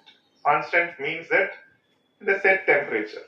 So it should not go high. When it goes high, as you say that cooling fins can be placed or liquid can be immersed in a liquid. All these can be done. Phase change materials can be used. PCM can be used. Like that it can go, right? But when it is going to go low, then also we need to provide some kind of compensation to make it to come to the set temperature. That is the thermal model. Okay. Next, what is the aging model? Aging model. What is aging model? How aging occurs? Over the years, we also get aged, right? Right. Usage. Very, very good. So surely usage plays an important role, and the timing also plays an important role. So based on that, we need to arrive at how the characteristics is going to get changed. Okay. Unlike unlikely happening is not. We cannot foresee that. Okay. Apart from that, the normal aging and normal operating time will decide the aging factor. Then coupled model. Don't think more. Coupled model is combination of all the above. Okay, all the above in the sense electrical model, thermal model, and aging. So these three are coupled with each other. So these three will form a triangle. Okay, one will be depending on the other. Okay, especially this thermal model. When the temperature is going to get increased, it will affect the electrical model, and also it will affect the aging model. Okay, and the time of operation. Madam told time of operation. How much time we are going to use it. That will affect both thermal model, that is aging factor. So aging factor will affect both thermal and also the electrical. Goes like this. So this coupled model is combination of all the. And coming to state estimation, just now we talked SOC, SOP, SOE, SOT, SOH, SOS, and joint estimation. The last one is very important. Maybe that is the future one. Okay, it's called RUL and RUM. Okay, RUL and RUM. Okay, so it need to be predicted. Okay, it need to be predicted. So RUL is remaining useful life, and the other one is remaining useful mileage. Because it's a vehicle, we need to talk about mileage. Okay, so how fast I am going to operate, or that is important, and similarly how far I am going to travel. Okay, that is also important. So by aging, what will happen? The mileage might go low. Similarly, by aging, the acceleration also will go low. Okay, if I accelerate it for a very high speed, the lifetime of the battery might go. Okay, so all time I'm operating it very high speed. mileage might go low because of it. Okay. So all these need to be predicted. Again, this is a predictive. Application layer will have 6 sets of management. One is safety management, aging management, thermal management, balancing, charging, and the last one is fault diagnosis. Okay. Right. So these are the advanced battery management technologies and layers available in BMS. Shall we move? So basic structural components of a battery system. Was it dealt already completed? Yes, fully. The same diagram. Right. So here you see that battery system. What are the different units that are required for a battery system? And this side you have the hardware and software levels that are required. Okay. So hardware and software levels you see here. The top level requirements of a battery system will be taken, and the hardware requirements need to be analyzed and a detailed design need to be done, and the hardware qualification tests need to be done and evaluated, and need to be taken. Beyond it, we have the software running over it. Just now I told. Now comes the embedded concept. The hardware will be developed, and over that the software will be run. Okay. So you can clearly say that this is an embedded. Okay. So for embedded, as you said, as we discussed, the hardware exists and a dedicated software will be there, and combinedly will take that as a system requirement and it will be analyzed. And after that, the architectural design will be finalized and it will be taken for the battery management system. Okay. So coming to this side, the composition of the entire battery system is given: a module, heat exchanger, and a battery management system, and a high voltage system, and casing will be. Okay. So coming to our part, there are two types of BMS available. One is centralized BMS, and the other one is distributed. So centralized BMS will try to take up all the parametric evaluation. Okay, through the sensors, it will be fed to the single microcontroller unit. Okay, so it takes up the cell voltage sampling, cell temperature, then pack voltage sampling. That side you have charging interface and relay control, communication, insulation detection, and so on. Everything will be connected to a single microcontroller unit. Okay, and it will try to work based on the different parameters sensed. It will try to take a decision. But here, so many slaves will be available. Slaves, again, it's something like client server concept. So many clients will be there. All the clients will try to take up the values from the sensors, individual sensors, and try to provide it to the main controller unit. And this main controller unit will try to control. After analyzing the parameters, it will try to control. Okay, both are equally good and equally bad, because here we need two different sets of slave units. Okay, so which means that the number of units will go high, the reliability also will be less, because some slave fails, then it will become a problem. But here it's a single unit with which all the control, all the parameters are sensed. So here also the problem is the time of execution or time of computation will be high. Okay, the time of computation will be very high because it has to sense all the values and it has to compute, and after that it has to give the output. Okay, so both have good and both have limitation. Okay. So when we go with battery models, I didn't show the electrical and thermal model, but here this is the aging and coupled model. Okay, aging is important because electrical and thermal. Electrical anyway it is going to be combination of R and C, and you are going to give some equivalent circuit. So effective design of the model is more than enough. But when we go with thermal, again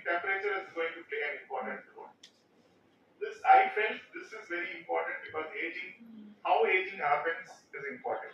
So how aging happens?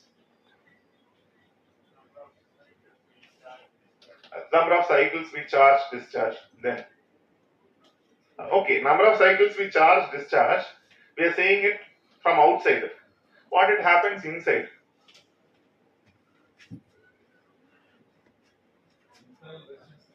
Now I am not taking lead acid battery. Here we talk about lithium ion. Okay, so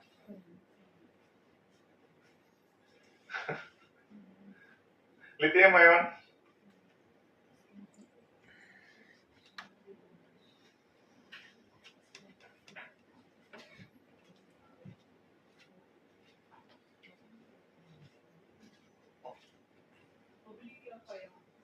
Mobility of ions. Okay, so here the lithium leaving is done. Okay, so there is a term called SEI. Okay, SEI. Okay, this single electrolyte interface. Interface means not INTERFACE. Interface. PHASE. Okay, so the single electrolyte interface will try to this film will grow over the material, active material, and will create a crack. Okay. So if the active material, see this active material is like this. Okay. So due to over the period of time, this SEI when it gets deposited over it makes a crack like this. Okay. So when it makes a crack like this, the storing capability of your lithium will be lost. That's what we call here as aging. Okay, storing. Now our brain also will work like that. No, when we were kids, we will be remembering many things. When we grow, due to stress, we forget many things. Okay, we even forget to eat. Right, to that level. Same thing happens. No. Okay. Coming to coupled models, I said coupled models will have all the three models coming into picture. So when you take electrical model, from the electrical model, the impact over the thermal model will be battery voltage and resistance. So this battery voltage and the resistance will create a heat that will have an impact on thermal model. Okay. Similarly, the thermal model, the normal battery temperature will have an impact on your resistance and the electrical components. Okay.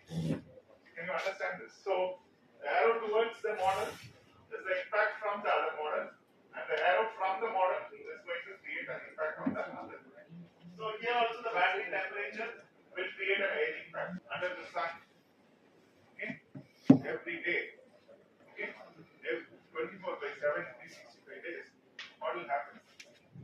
Color of the car will fade. Okay, right? Why? Not on excessive heat, especially the UV. UV is making this problem, right?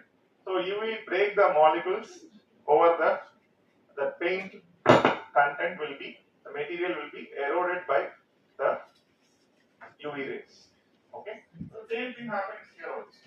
Okay, so aging, battery temperature creates an aging effect. Similarly, the aging dependent parameters will try to give thermal model getting. Similarly, here also the battery operation will try to give aging. Aging dependent parameters will give the degradation in the electrical parameters.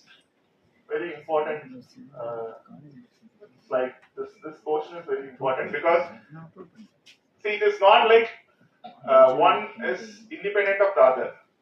All three are dependent on each other. So modeling one system for this is very, very difficult.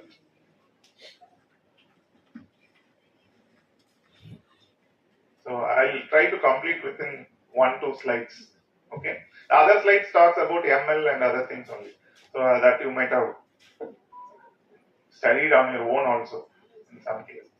So this is common classifications and methods of parameters identified for BMS. So this side, this is totally about electrochemical process. This is electrochemical process. I'll tell in a short way. This experimental measurement and other things are electrochemical processes, and this is an offline identification using the optimization algorithms. And this is the online identification using the effective algorithms like least square methods or observers and filters. Where in observers and filters you will be getting Kalman filtering, extended Kalman filtering. All these will come. Okay, EKF, KF, all these will come in the online identification. Okay. This is multi-state joint estimation and prediction. So as I said, these are the present phases, and this is the future phase. This we discussed already. And what is BTMS? Thermal management system. Battery thermal management system and controlling technology. So as I said, the temperature needs to be controlled. Either it can be controlled with the help of air, liquid, and PCMs, and heat pipes, and so on. Okay. Right. The fault diagnosis. The fault diagnosis needs to be done as a quantitative analysis method or a qualitative analysis method. In quantitative analysis method, we have two types. One is analytical model and data-driven model. Any one you can go through for fault diagnosis. And this is for aging safety management and aging management. And so trends in next generation multi-platform battery management technology. One is smart sensing, then interconnectivity, then intelligence. So these three play an important role in the next generation BMS. Okay. So multidimensional data and multi-source information is required, and networking is also required for knowing how to interconnect the systems. And intelligence is always required with the help of any kind of AI tech. Okay.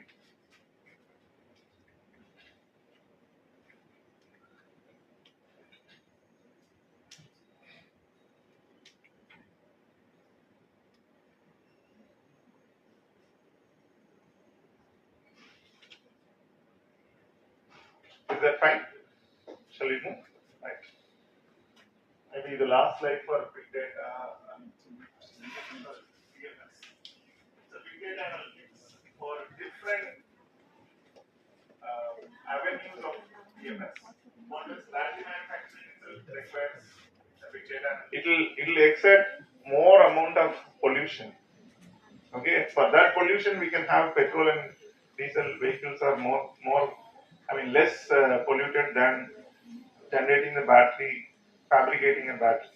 Okay, so this is the one of the conclusions. Okay.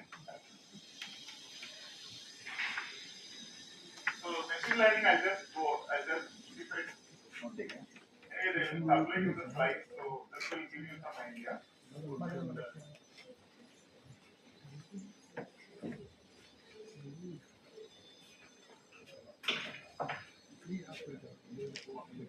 So this we did as a case study for lead acid batteries we did.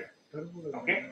So for lead acid batteries, SOC estimator and constant current charging and discharging controllers for lead acid batteries. So here we made use of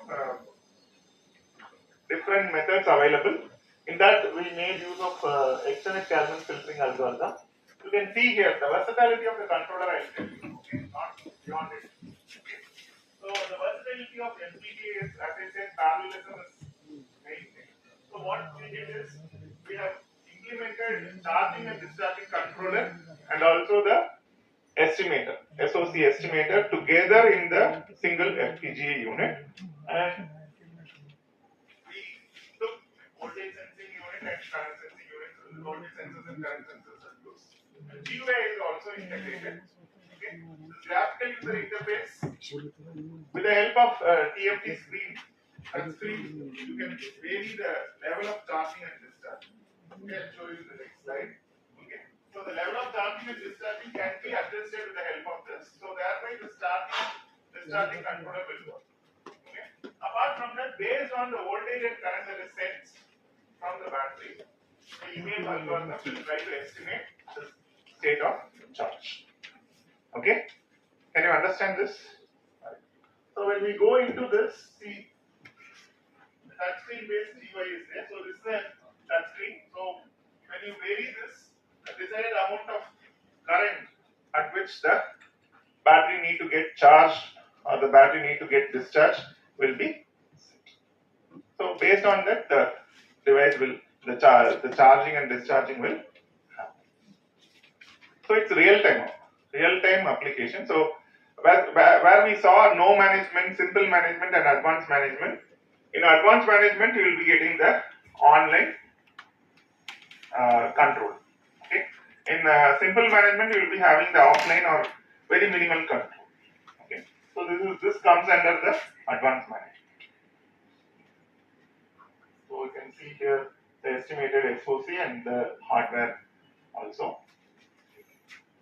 I think I'll stop here. Protocols, I think there is no point in talking about protocols here because we don't see a protocol coming along with the battery management system as such.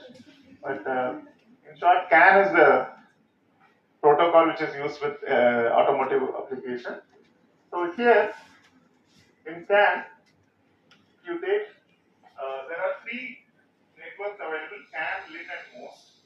CAN is used for real-time critical functions like engine management, ABS, and traction control. This is the important slide.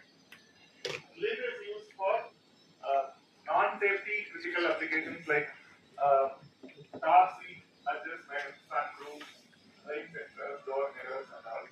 And most is called multimedia operated unit. So when you go with most,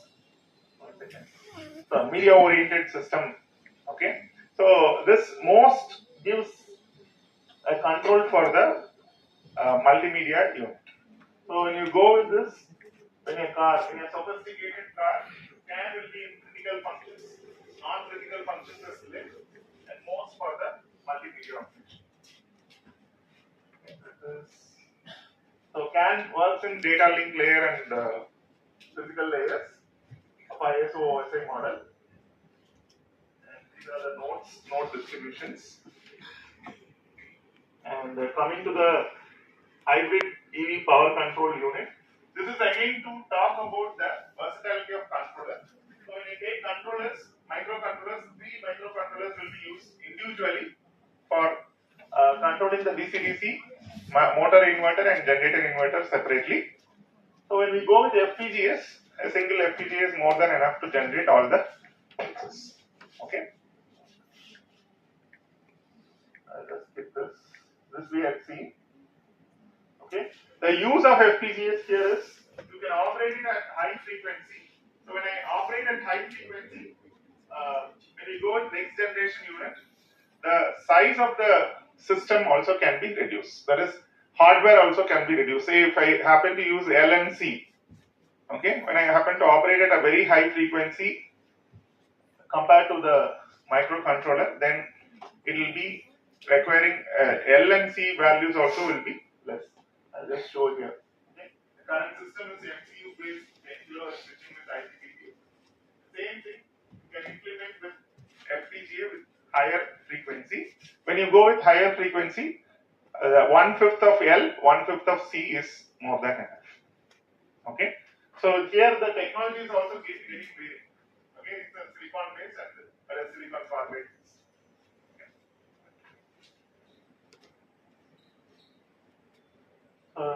I think we talked much on it. So each unit, SOC, SOH, SOP, how it is going to affect the battery unit, and cell monitoring, how it is going to affect. So any system requires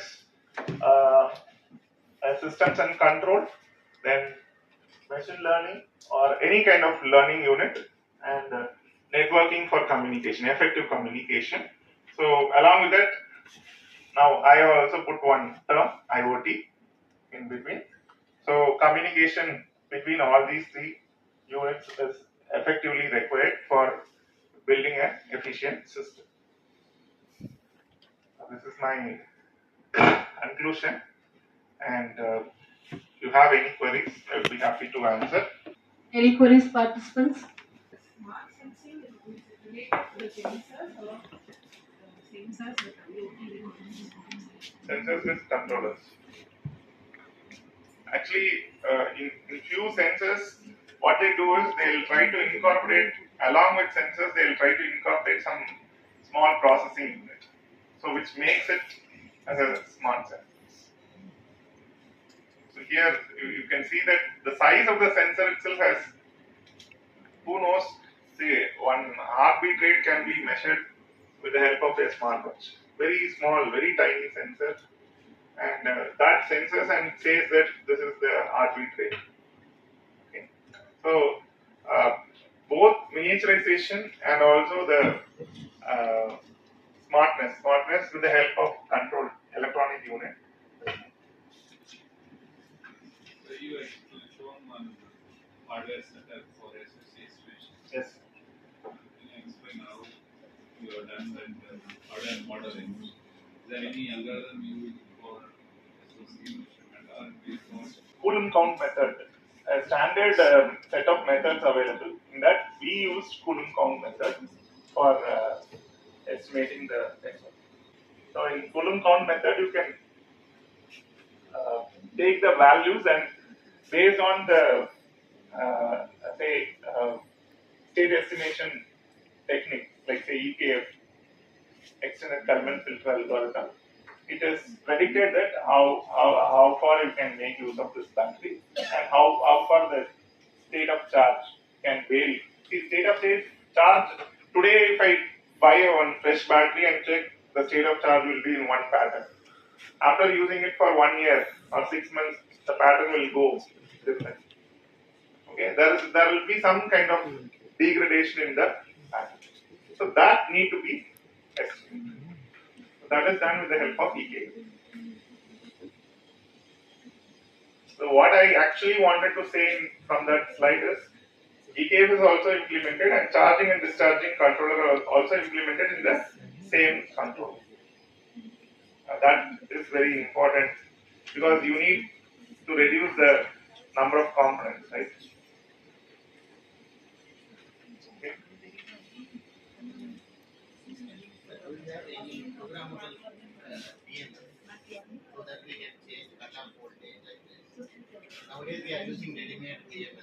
I don't think for 7S, PMS like this, we are using PMS. Yes, sir. Can you change anything in the PMS after purchasing in market? No, Any possibility of changing the PMS, cut-off voltage like this? Yes, if you want to have your own PMS, you should design it on your own. That is the best way. Rather than when you buy it, surely you will have limitations. You can't go. You need to add something, right? Yes, sir. So We need to change the cut-off voltage. Instead Yeah. of 3.2, I can change it to 3.3 like this. that you can do it with the help of. Can't you make it with a programmable feature? Yeah, that's what, which is a programmable ICI also prefer for this. A program you can make. See, in my presentation, I told FPGAs can be used as a controller. Okay. Suppose if you feel like there is a limitation in getting FPGAs, then you can go with microprocessor or a microcontroller, and based on your requirements. I mean, if your requirement is for only controlling the voltage, okay, setting the voltage and controlling it, then you can go directly with one microprocessor or a simple microprocessor or a microcontroller. If you want to add some more parameters to be controlled, then better to go with FPGA.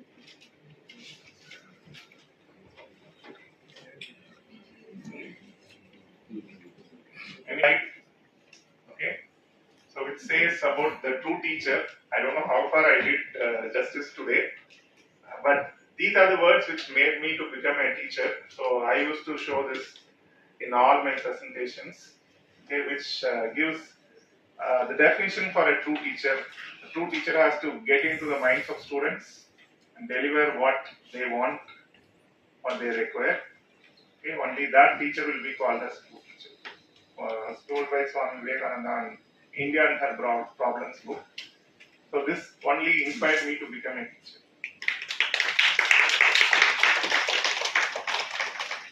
Thank you very much, sir. We got a very good visualization on evolutions of industries, challenges and opportunities of Industry 4.2, and good insights on co-design later, processor technology, IC technology, performance requirements for battery management, battery modeling, different battery models, fault diagnosis method, battery safety and aging management, trends in next generation BMS, so on. Thank you very much, sir. Now I request Dr. S. Bhuvaneshwari, Associate Professor, Triply Department, to present a guest speaker with a certificate of appreciation and a memento.